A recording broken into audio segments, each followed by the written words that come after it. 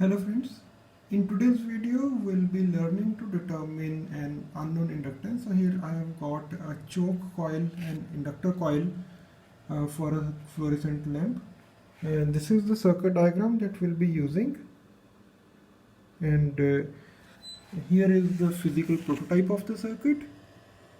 So the supply is provided through a series resistance along with a diode. And here is the small program which is being loaded into this Arduino Uno, and this pin number 13, which has an LED in parallel to act as indicator, so is giving the supply here, and the signal is being recorded into the DSO. So this is how it comes.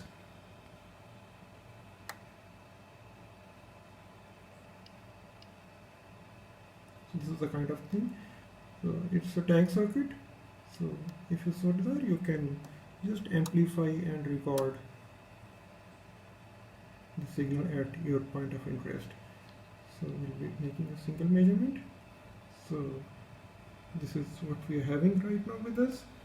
So from here we can go for the cursor, and by moving the cursor we can measure the time period. So we may have to adjust the signals a bit. Okay, that's fair enough. Okay. So let's move the cursor. We will change the time scale for improved accuracy. Okay, so I'll be measuring from one crest to another crest. So let's change the cursor, bring it here. So it works out to be this delta x is, I guess it's going to be around 53 microseconds. So now we can see. So it's around 53 microseconds, I suppose. So with this, I have based the calculations here. You can just pause and take a screenshot of the calculations. So the time period is given by 2 pi square root of LC. The capacitance is known. So we have the procedure for determining an unknown capacitance is shown in another video.